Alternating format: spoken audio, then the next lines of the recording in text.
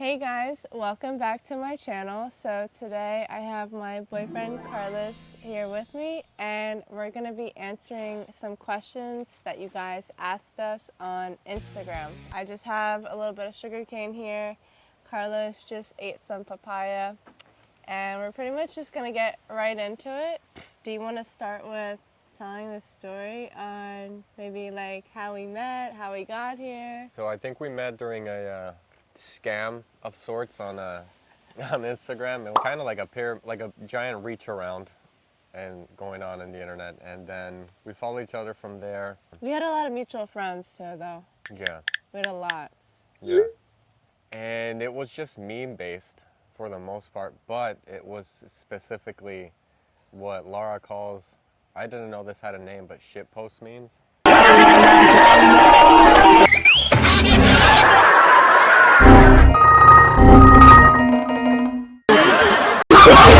Lowest quality meme you can find with the sound kind of breaking the speaker on the phone a little bit, and just gritty pictures, videos that just have no rhyme or reason but are somehow just hilarious. Yeah, she's the only person I followed that I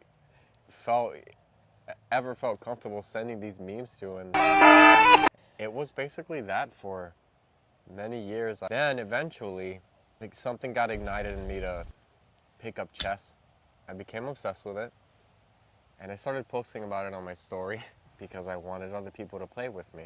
One random day he posted like, "Hey, anyone want to play chess?" And I was bored, so I was like, "Oh, chess, like I've always wanted to learn how to play that." So I DM'd him very casually, just like, "Yeah, I'll play, sure." Yeah, and very casually is a keyword here, because to her surprise, she didn't know how actually over the moon I would be about somebody reaching out to want to play with me, because I'm obsessed with the game. So I ended up telling her, well, we got to get on a call because this is the only way I could explain it to you. There's just no way. I mean, she probably knows this now. You couldn't possibly explain someone how to play the game of chess over text, you know? I was sitting in the backyard. I'm getting an Instagram call from him, and I'm just like, "What the fuck?" And I'm like, "Oh yeah, he like wanted to play chess." And when I picked up the phone, it was just like we just kind of really connected instantly. Like the conversation just flowed like too well. And we were on the phone for like 2 hours first time, and I was just like, yeah, I was just kind of like, like, that was interesting. And it wasn't even flirtatious at all. I definitely like started to like you a little bit just off of how well our conversation was constantly flowing. I had told maybe 2 of my girlfriends, I think I like Carlos a little bit, but like I don't really know what to do with that because he's far.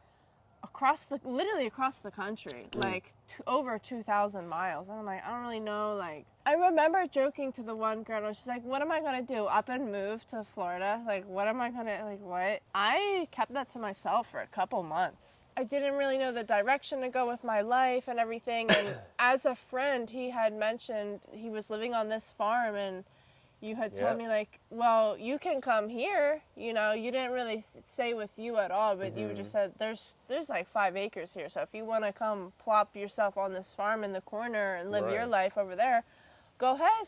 I was just like, all right, like, that's exactly what I need right now, is to like get myself in a really quiet place, like really deep in nature. I knew that would be so beneficial for me. That's something I've always enjoyed, I've always wanted to do. So I was like, all right, well, the next step here is to just go visit and see how I like the farm, see if I like him. I remember we were very like, we might fucking hate each other after this. We might meet each other and be disgusted. Like, if that's the case, that the offer would still stand, that she has every right to move down here. Just because we met and we happen to turn out to hate each other, it wouldn't mean that the friendship would be over. That's the whole point, so that you can at least stay basically like civil and human with somebody. When 2 people meet in a scenario where the only end goal is to get a one-night stand, if that fizzles out, the whole thing fizzles out because there was no steel beams for the building to go up, no foundation, no nothing. So I came down and visited. It was great. Everything went really well. And then I also really wanted you to see California. It was for Christmas and your birthday. You Yes. came out to California. We got a little Airbnb in Topanga, and we had a beautiful view with the mountains.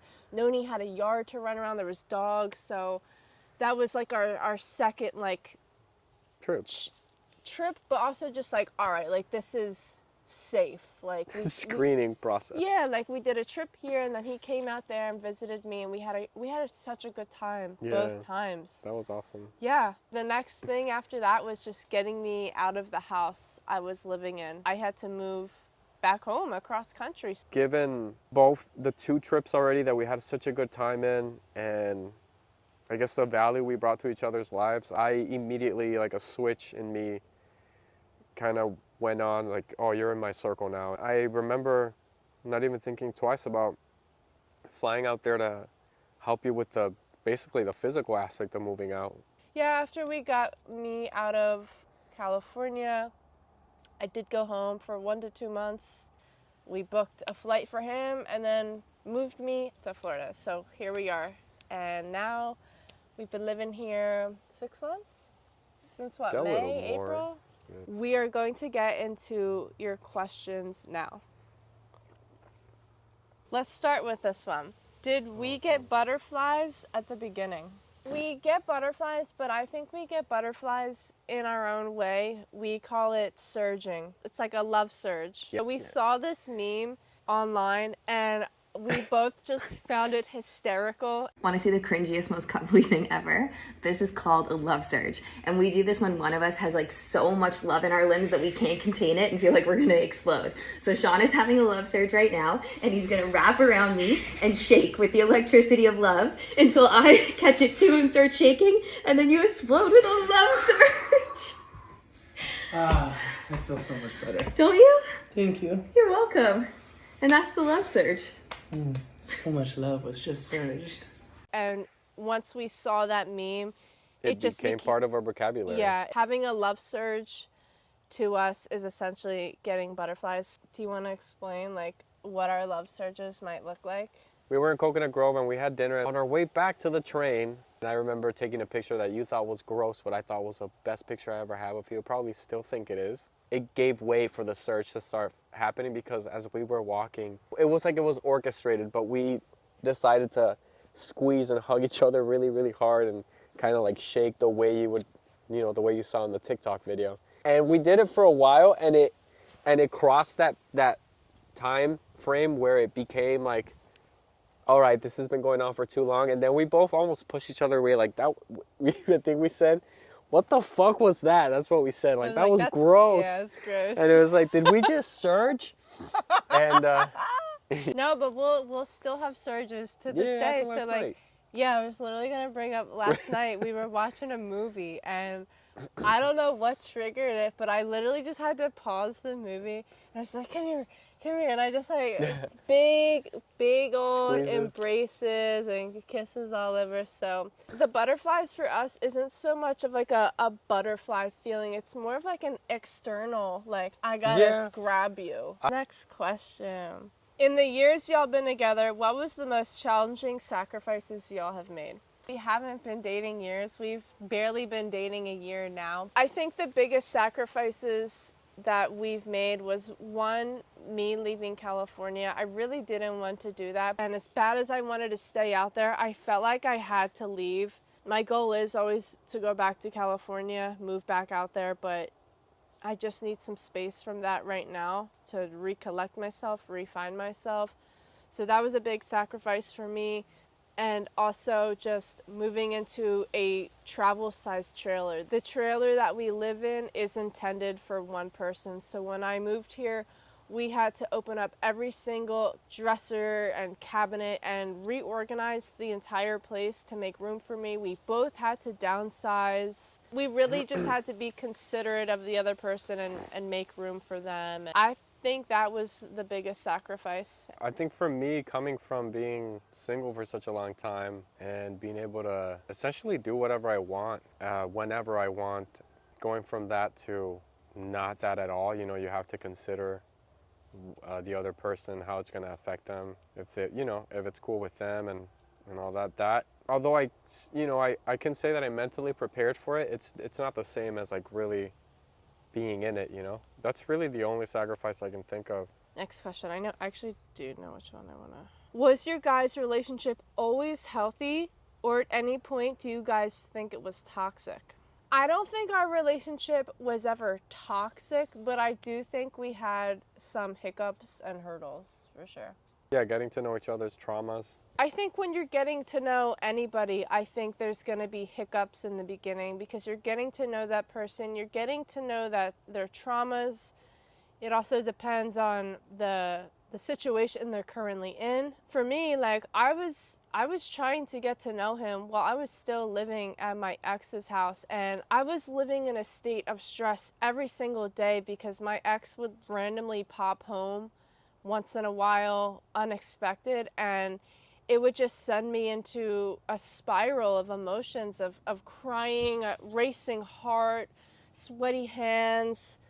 And it was so hard for me to move on with my life, still having to deal with that. That was something I really had to work through. Well, we essentially had blind spots in regards to each other's baggage. The only way to address those is when you step over them. So in my last relationship, I was essentially trained that whenever I had a problem or concern or I was feeling upset with something, I was supposed to keep my mouth shut. I could not use my voice and communicate and try to work through problems. Anytime I tried to work through a problem, it was me starting drama. It was me creating conflict. It was me trying to fight. So when I went into my relationship with Carlos, I brought that idea into the relationship, and you were just not, you will not have that. I always thought that communicating was the right thing to do. When you feel something's wrong, you need to express that to your partner and talk it out and show up as a team. So when I couldn't do that in my last relationship and I was told how wrong and awful that was, I couldn't make sense of it. I tried so hard to like stick to this script of being this chill, cool girl who doesn't get affected by things, and I tried so hard to be that, and it would make me bottle up my emotions more and like explode more in a way because it just felt like this is wrong. This is not the way. This is not the healthy way to approach a relationship. This is not good for the longevity of the relationship. I had that idea ingrained into my head, so when I got into the relationship with Carlos, I tried to bring that idea here because I didn't want to be this girlfriend that creates problems and has drama. So anytime something did happen, I would try to be really calm and cool about it and try to work through it on my own as I was told to in my last relationship. And you are the opposite of that. You don't want that at all. Well, yeah, I'm what you were before your past relationship. It's not just me, it's just anybody that has any level of understanding of what it's required to have a good relationship or a healthy one. Gonna know that the best way to keep things afloat is to bring up issues when they're happening as soon as possible. Otherwise, it's just poison for you and the relationship. Nobody could honestly convince me otherwise. I mean, another big trauma that I had that he had to learn was I was actually cleaning my car one day and we were on the phone and we were having a very casual conversation and he made a joke towards me. It was a trigger spot. He said something like, bitch, something, something, something. He said it so casually, like, bitch, what the fuck? Yeah. Like, he had never joked with me in that way before, and I heard the word bitch, and my body shut down, and I was just like, bitch, because that was my ex's go-to word to call me whenever there was a problem. Stupid bitch, ugly bitch, like weird bitch. Yes, like that. The word bitch was a weapon against me in my last relationship, and I spent so many times begging to, like, please stop calling me that, because it would hurt so much to know that my partner was willing to call me that so casually. I heard him call me a bitch, and that's all I could think about was, wow, I'm getting called a bitch again? Like, when I thought this man was so good, I'm like, you're really like repeating that. And I shut down, and I was just like, don't ever do that again. Like, but now we're at a point where we say that all the time. You can hear it in some of our reels. Like, it's a joke now, because I know and feel comfortable that that's not a weapon that he uses against me. I understand now that we can joke that way, and it's not ever going to get to a point where we name call. Like, that doesn't happen. For me, the trauma was an abandonment scar. It's caused me to basically develop these habits of trying to look out after my heart in a way and assuming the absolute worst. And not just in relationships, I think with friends too, business-oriented things. But there were many times where I've got all my money on the fact that you're going to get here, and you basically just utilized me to get to another state and be able to start another life. And once you get here, you're going to find your own spot on the farm and be, just build your life and just use me as a conduit or a medium to get here. When you have a healthy partner on the other end, they will always be willing to dispel the fear or whatever it is. And All right, I'm gonna do my favorite question now. How do you guys trust each other's feelings won't change, or have you ever struggled with trust? So I think this is a really good time to talk about the kind of contract that Carlos and I have with one another. I really believe it should be a universal thing, and maybe some of you watching this are in a relationship where you have a similar thing going on. The foundation of the contract is rooted in the true meaning of what it is to love and care for someone or something. We will avoid at all costs ever getting in the way of the other one pursuing something, someone, or some place or job that is genuinely and undoubtedly going to make their life quality just blow up, essentially. From the very beginning, we established that we don't belong to each other. You are making the choice, so are they, every day to be with each other. I don't think there's ever really gonna be a feeling of betrayal between us, because Carlos and I are both only ever gonna move towards something that benefits us to become a better person. So if he was to go talk to another girl, I know it's because somewhere in his mind, he thinks that's a better fit for him. He thinks that's going to be more beneficial for him. And at the end of the day, Carlos needs to live for himself and put himself first.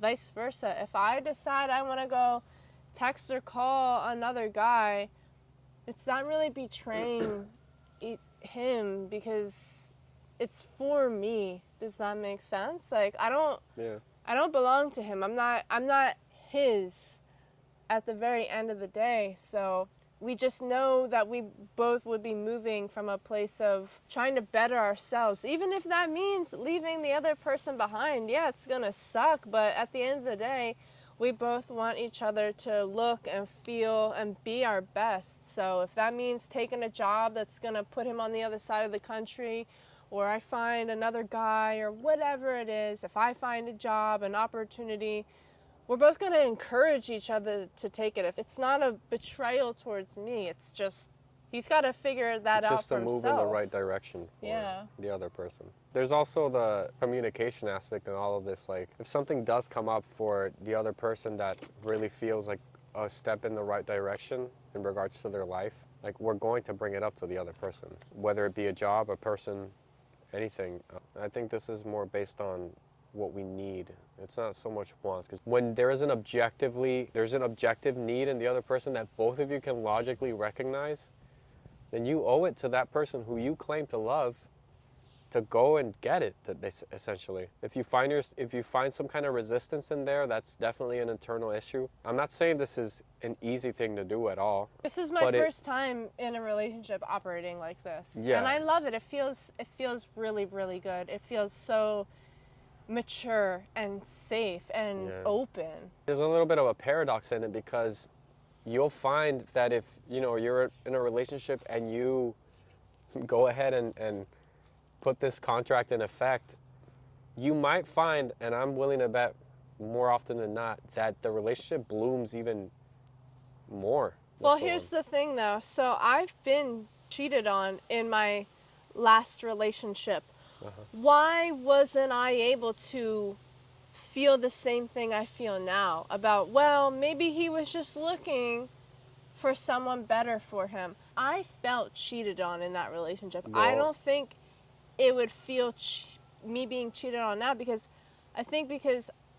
I know you would communicate it to me and not lie to me about We're it. not That's gonna the go thing. sleep with the other without the other person knowing Yeah. someone else. Like that's crazy. Like So you there could still be cheating in our relationship if one of us were to do this without communicating behind it. the other one's back. Yeah. That's definitely betrayal and cheating. Yeah, so that is still a thing. Like this isn't a way to Yeah, this isn't to say justify. Yeah, it's not to justify cheating. It's not to say cheating can't happen, but cheating requires lying and Yeah. deceit. What do you think? Am I gonna get to read one of these questions at some point? Oh yes, please. I'm sorry. Yeah, man. What do you think about masculine? I don't want to read this one. What do you think about masculine/feminine roles and energy in relationships? A person's idea of masculine and feminine roles and energy varies so much to the person right next to them. And my main source of income is professional guitar playing and studio work and lessons and recording at home and all this. And that means I have a lot of free time. And for Laura, she works remotely from home and does basically full time, just 8 hours every day. 8.5. 8.5. Those days that she's working, 8 hours, because I have the free time, and without any questions asked, I've always been the one to make our breakfast and dinner and so on and so forth. And you might get somebody that has a certain idea of masculine and feminine roles and say, oh, that's everything is switched. Like it's completely like you're doing the feminine role and she's doing the masculine role. You might have someone that will say, well, no, I'm embracing my masculinity because I am willfully providing in whatever way it is in my capacity, essentially. I think my mic has been fucked up the entire time. My mic has been like this. I want to cry. Bro.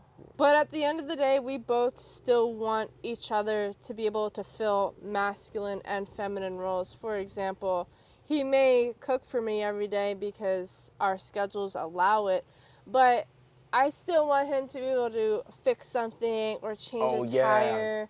He still wants me to be able to cook and clean. Yeah, even though we might not be able to fill those roles every day, we both know at the end of the day that we're capable of those things. Yeah. Should you trust your feelings or logic with dating? I think it comes down to logic, but I'm not going to say that there's no room for emotions. Now, here's the thing. I think there's only room for emotions when you know for a fact you've resolved your basically childhood traumas, if you have any, and you've brought them to the surface, essentially, like they aren't unconscious anymore. And you've gone to therapy and you've gone through your fair share of toxic relationships and all that. Now, if you haven't done that, you won't know that you are out here looking for things in people that match the toxic household that you grew up in. And in that case, your emotions are leading you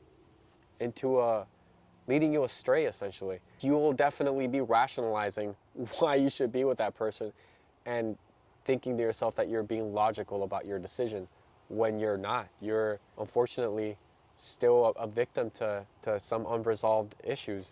Your emotions can trick you into believing that you're operating from a place of logic. Rationally, yeah. That's why I think logic is king in this situation. And you can also ask yourself some emotional questions that you have to answer logically to see if you should be pursuing this person. So, for example, you might want to ask yourself, do you feel good around them? Do you feel safe around them? Do you think this is someone who can protect you emotionally and physically? Are the feelings between you two sustainable, or does it feel more like a roller coaster? Do the emotions feel really heightened and then really low and they come back up? Our relationship has always felt very stable. It's never really been up and down, up and down. And then you can also ask yourself, is this relationship gonna help you get to where you wanna be? And like Carlos had said, you wanna ask yourself, do you even know what your traumas are? Have you rid yourself of that unconscious need to look for the things that you grew up with. How do you deal when you feel insecure about something with your appearance with each other? So if you take a look at Carlos's lock screen, it's actually the most unflattering photo of me. It's when I came to visit and I was sick and I had ice packs taped to my head and I was snotty and gross. And actually the same thing with my phone. My phone, when Carlos calls me, it's the ugliest, most horrendous photo I have of him. I think when you go into a relationship, you need to understand that that person is there to see every single side of you.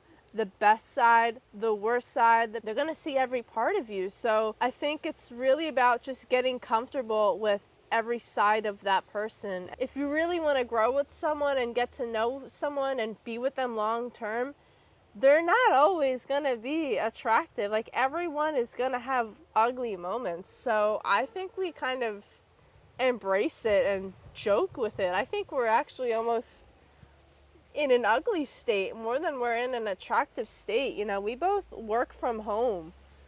What am I getting dressed up for? You know, I sit at the table every day and work. Like, I wear a shirt I've been wearing the last 4 days, quite honestly. Like, it's actually very rare we go out and get dolled up. We hit the lottery in certain aspects because apparently some of the things that are my least favorite about my appearance, apparently Laura thinks they're wonderful. I think his missing tooth is the cutest fucking thing. I think Right. it's a nice quirk. It's cute. It's different. Like, I like when people look different. I think both of us really value being able to be comfortable in our relationships, especially because we live in such a tight space. I have heard of couples that the girl won't let the man see her without makeup. I've heard That's insane. I've heard a dude say, like, I could never handle my girl farting in front of me because I would never be able to look at her sexually the same. And I heard that and I was just like, Yeah, bro, that sounds what? Like, I will Battle wipe his fart. ass. Like, all right, I think this is going to have to be our last question because my camera is dying. What do you feel are the 3 key factors to a healthy relationship? So Carlos and I kind of went back and forth on this one. The 3 key factors to a healthy relationship are friendship, number 1. They're not in any order, but friendship should be the foundation of your relationship. If you don't have friendship and laughter, like, I don't even understand how to have a relationship that's not friendship first. Like, I have to be able to just chill with someone. I went on a date with this one guy, and the first date, we were at the table and he was just like, come closer, and he like wanted me to like, he picked my foot up and put it on him on the first date, and I was just like, bro, like, I can't, like, that's such a small move, but I can't move that fast, and that's not even doing anything. And like, Yeah. like, I need to be able to know, like, you can like contain yourself as a human, like, get to know me without any Yeah. type of physical interaction. Like, something about being touched too soon really will like end things for me. Like, So friendship, the second one is aligned values, morals, lifestyle. Lifestyle just encompasses what your morals and your goals are going to be. Yeah, if you're a really health conscious person, for example, and your partner is the kind that lives for the weekend and has a bar hopping hobby, I guarantee you this will bring up issues between both of you. If you're both trying to make the relationship work, it's going to make it 100 times harder to go anywhere. the last key factor for a healthy relationship is reciprocation and equal investment.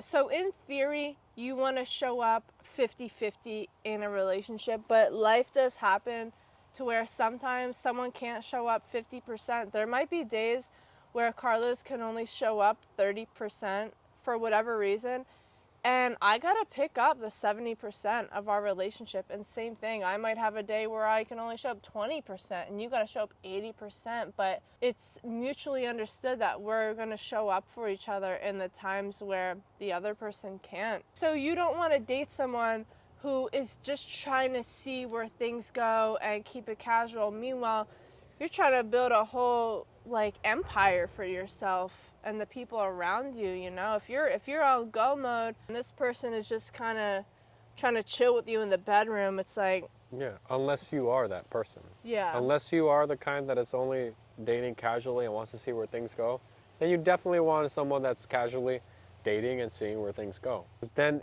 if you do that, then the rest will fall into place. You know, you don't want to be dating someone where you're waiting and waiting to hear from them and they haven't even reached out in the last 3 days. You know, you want to make sure that you're both reaching out to each other. You're both reaching out to each other in equal amount. You don't want to be the first texter every day because it starts to feel icky when you feel like you're so invested and Yeah. other person couldn't care less, you know, like. All right, guys, so that was all we could get to today. Thanks for watching and stay tuned for the part 2.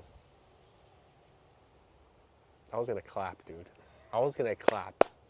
Not going to be a part 2, but we do plan to make another video just answering more questions about relationships and relationship health. So thanks for watching and we'll see you guys next time. What do you mean there's not gonna be a part 2? It's not a part 2, it's a different video. It's a part 2.